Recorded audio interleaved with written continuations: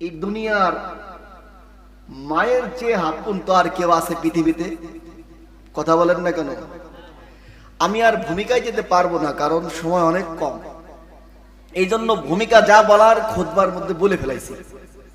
বাংলা ভূমিকা আর প্রয়োজন। এটা কোরআনের মাহফিল, ঠিক কিনা বলেন? আজকে যেই কারণে মানুষ এই মাহফিলে উপস্থিত হতে পারে নাই, সেই সম্পর্কে সূরাটা সূরায়ে তাকাসুর উলামায়ে কেরাম বুঝবেন। কেন মানুষ দুনিয়াদার হয়ে গেল? কেন আজ দিন থেকে মানুষ মাহরুম, দিন থেকে দূরে সরে রয়েছে? কারণ কি? এর একমাত্র কারণ হলো দুনিয়া মানুষের ভিতরে ঢুকে গিয়েছে, ঠিক কিনা বলেন? আমরা যারা মনে করতেছি দুনিয়াটা খুবই সহজ, এই কথা ভাইবা যারা দুনিয়ার পিছনে ছুটছি, তাদেরকে উদ্দেশ্য করে একটা কথা আমি বলতে চাই। যারা দুনিয়াকে সহজ মনে করছেন, আসলে দুনিয়া সহজ না। কাল্পনিক ভাবে যদিও সহজ মনে হয়, কিন্তু বাস্তবিক পক্ষে দুনিয়া সহজ নয়। বাস্তবিক পক্ষে দুনিয়া সহজ নয়। বাস্তবিক পক্ষে যেটাকে মানুষ কঠিন মনে করছে, বাস্তবিক পক্ষে ওটাই হলো আখিরাত। ওটাই মানুষের জন্য সব থেকে সহজ, ঠিক কিনা বলেন? এর বাস্তব একটু মিসাল আপনাদের সামনে আমি দেই। কোন ব্যক্তির কাছে দুনিয়া সহজ মনে হয়, যেই দুনিয়া সহজ, কথার কথা দুনিয়া সহজ মনে করে কেউ চিন্তা করছে দুনিয়ার অনেক উপায় উপকরণ তার সামনে আছে। যেমন মনে করেন ভ্যান চালানো, এটা একটা দুনিয়া, এটা একটা দুনিয়া, ঠিক কিনা বলেন? কথা বলেন না কেন? রাগ করছেন? অল্প লোক, এই জন্য কি মনক্ষুণ্ণ? কথা বলেন না কেন? শ্রোতা প্যান্ডেল ভরা থাকতে হবে এরকম কোন বিষয় নয়। কারণ প্যান্ডেল ভরা শ্রোতা যদি একজন মানুষ যদি ওয়াজ গ্রহণ না করে, এই মাহফিলের প্যান্ডেল থেকে যদি হেদায়েত না হয়, সারা দুনিয়ার প্যান্ডেল ভরা লোক থাকলেও কোনো উপকারে আসবে না। কিন্তু লোক একজন ব্যক্তি শুনছে, হেদায়েত হয়েছে, ওটাই কামেল মাহফিল, ঠিক কিনা বলেন? তো বলতে গেছিলাম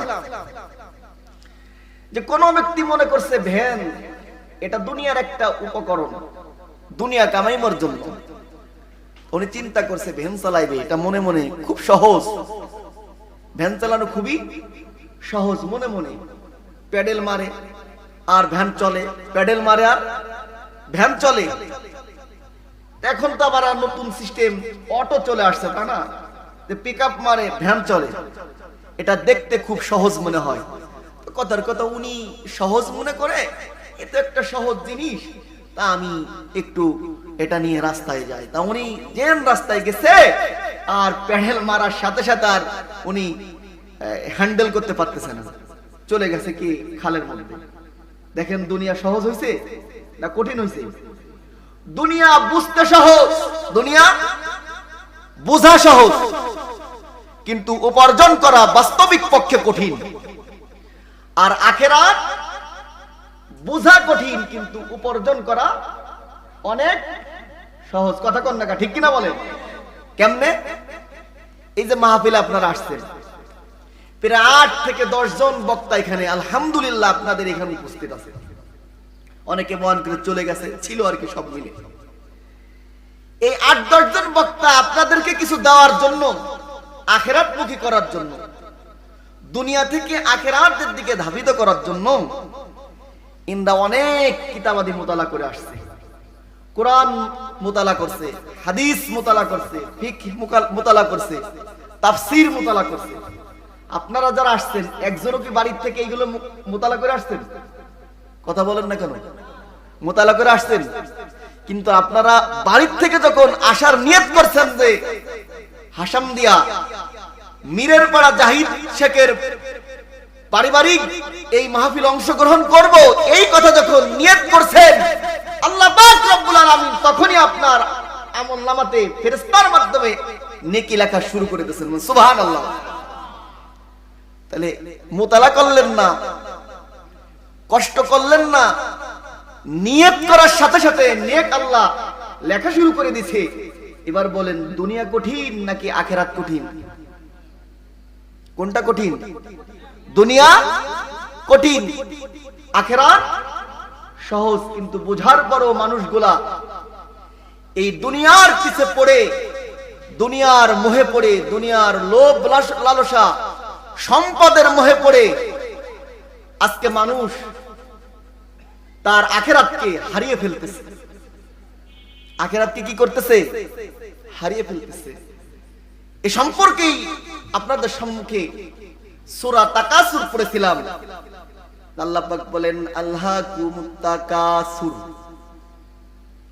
হাত্তা যুরতুমুল মাকাবির।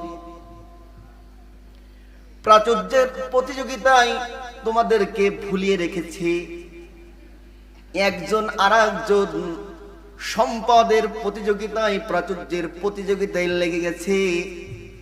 এমন ভাবে লেগে গেছে যে দুনিয়ার মধ্যে এমন ভাবে সে পড়া গেছে, দুনিয়ার মধ্যে পড়ার কারণে আখিরাতকে সে বরবাদ করে ফেলতেছে। ঠিক কিনা বলেন? তার আখিরাতকে নষ্ট করে দিচ্ছে দুনিয়ার এই বিলাসবহুল সম্পদের মোহে পড়ে।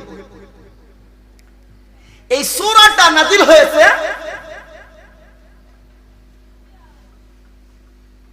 আনসার দুই গোত্র, বনি হারেসা এবং বনি হারেস, এই দুই গোত্রকে উপলক্ষ করে এই সূরাটা আল্লাহ পাক রব্বুল আলামিন নাযিল করছেন।